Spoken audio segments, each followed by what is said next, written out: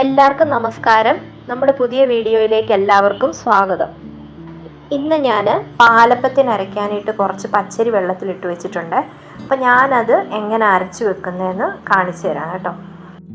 അതിനായിട്ട് ഞാനൊരു 3 ഗ്ലാസ് പച്ചരി നന്നായിട്ട് കഴുകി വെള്ളം ഒഴിച്ച് കുതിർക്കാനായിട്ട് ഫ്രിഡ്ജിൽ അടവച്ചിരുന്നത്. അതുപോലെ നമ്മുടെ തലേദിവസത്തെ ചോറും ഫ്രിഡ്ജിൽ ഇതുപോലെ ഇച്ചിരി വെള്ളം ഒഴിച്ച് വെച്ചേക്കുവേ. അതിൽ 1 ഗ്ലാസ് ചോറ് എടുത്തിട്ടുണ്ട്. പിന്നെ ഇതേ കുറച്ച് പഞ്ചസാര, അത് മധുരത്തിനനുസരിച്ച് ഇട്ട് കൊടുത്താൽ മതി. പിന്നെ ഈസ്റ്റും എടുത്തിട്ടുണ്ട്. വെളി നല്ല മഴയാണ്, അത് ഒരു ചെറിയൊരു എരപ്പ് പോലെ കേൾക്കുന്നത് കേട്ടോ. അപ്പോൾ അതേ മിക്സിയുടെ ജാറിലേക്ക് ആദ്യത്തെ ട്രിപ്പ് അരി ഇട്ട് കൊടുക്കാവേ. അതിനകത്തോട്ട് ഇനി ആവശ്യത്തിനുള്ള ചോറ് കൂടി ഇട്ട് കൊടുക്കാം.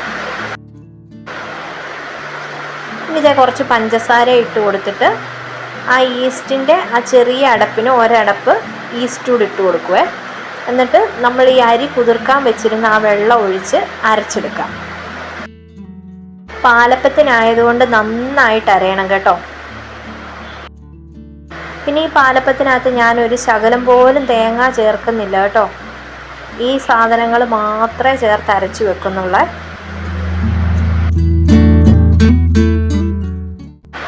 അപ്പോൾ ഇത് കണ്ടോ, ഇതുപോലെ നന്നായിട്ട് അരച്ചെടുക്കണേ.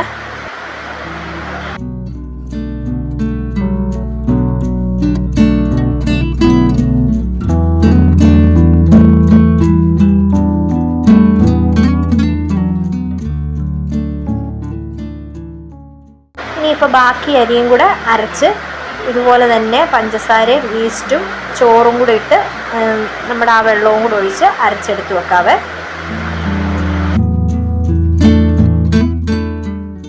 പിന്നൊരു കാര്യം പ്രത്യേകം ശ്രദ്ധിക്കാനുള്ളത്, ഈസ്റ്റ് നല്ല പുതിയ ഈസ്റ്റ് ആയിരിക്കണം കേട്ടോ. പഴയ ഈസ്റ്റ് ആണെങ്കിൽ നമ്മുടെ മാവ് പുളിച്ച് പൊങ്ങത്തില്ലേ.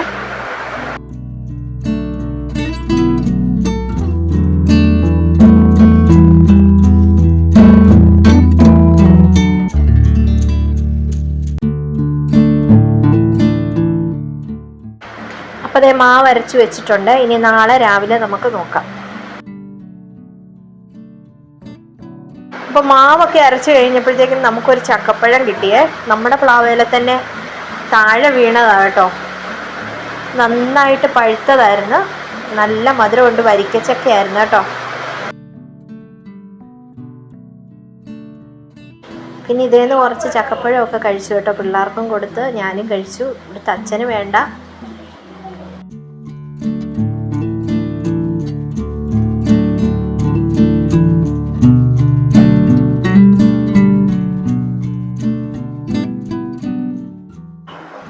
നല്ല മധുരമുള്ള ചക്കപ്പഴമായിരുന്നു കേട്ടോ. ഒരു 3-4 ചക്ക വീണായിരുന്നു. നല്ല മഴ പെയ്തുകൊണ്ടാണോ എന്നറിയത്തില്ല, തന്നെ അങ്ങ് പൊഴിഞ്ഞു വീഴുമായിരുന്നു ചക്കയല്ലാതെ. 3-4 ചക്ക വീണ്. അപ്പോൾ ഇവിടെ അടുത്തുള്ളവർക്കും ഒക്കെ കൊടുത്ത് നമ്മൾ. നല്ല മധുരമുള്ള ചക്കപ്പഴമായിരുന്നു കേട്ടോ. കുറച്ചെടുത്ത് കുമ്പിളും ഉണ്ടാക്കിയേ.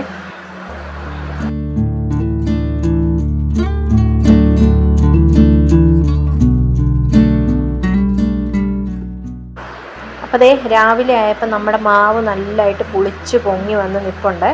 പിന്നെ ഞാൻ ഇച്ചിരി വെള്ളം ഒഴിച്ചത് കൂടിപ്പോയി കേട്ടോ ലാസ്റ്റ്. അതുകൊണ്ട് ഒരു ഇച്ചിരി വെള്ളം കൂടുതലുണ്ടായിരുന്നു. പിന്നെ രാവിലെ എടുത്തിട്ട് നമ്മൾ ഉപ്പിട്ട് നന്നായിട്ട് ഇളക്കി അത് ഒരു അരമണിക്കൂറൂടെ മാറ്റി വെക്കണം. അപ്പോൾ അത് നന്നായിട്ട് പൊങ്ങി വരുവേ. അപ്പോൾ അതേ നമ്മൾ ഉപ്പിട്ട് മാറ്റി വെച്ച മാവ് കണ്ടോ, കുറച്ച് സമയം കഴിഞ്ഞപ്പോഴത്തേക്കിന് ഇതുപോലെ നന്നായിട്ട് പുളിച്ചു വന്ന് നിൽപ്പുണ്ട്. ഇനി നമുക്കിത് ചുട്ടെടുക്കാം.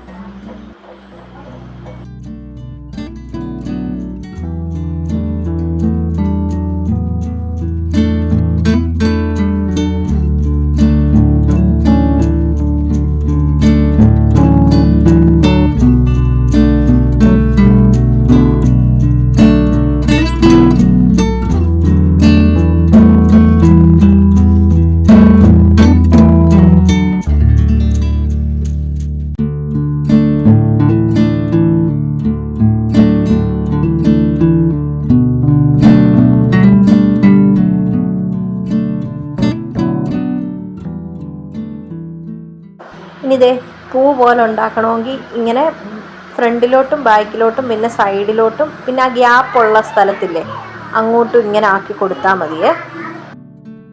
പിന്നെ ഇത് അരയ്ക്കുമ്പോൾ ചോറിൻ്റെ അളവ് ഒരുപാട് കൂടി പോകരുത് കേട്ടോ. അങ്ങനെ ആകുമ്പോൾ നമ്മുടെ അപ്പം ഉണ്ടാക്കി കഴിയുമ്പോൾ ഇങ്ങനെ ഒട്ടിപ്പിടിച്ച പോലെ ഇരിക്കുവേ. അങ്ങനെ ദേ നമ്മുടെ പൂ പോലത്തെ പാലപ്പം ഇവിടെ റെഡി ആയിട്ടുണ്ട്. അപ്പോൾ ദേ ഇതുപോലെ നമുക്ക് തേങ്ങയൊന്നും ചേർക്കാതെ നല്ല സോഫ്റ്റ് ആയിട്ടുള്ള പാലപ്പം ഉണ്ടാക്കി എടുക്കാൻ പറ്റുമേ. പക്ഷേ പ്രത്യേകം ശ്രദ്ധിക്കേണ്ടത് നല്ല ഈസ്റ്റ് ആയിരിക്കണേ. അപ്പോൾ ഈ വീഡിയോ ഇഷ്ടപ്പെടുവാണെങ്കിൽ ലൈക്ക് ചെയ്യാനും ഷെയർ ചെയ്യാനും സബ്സ്ക്രൈബ് ചെയ്യാനും മറക്കരുത്. Thank you for watching.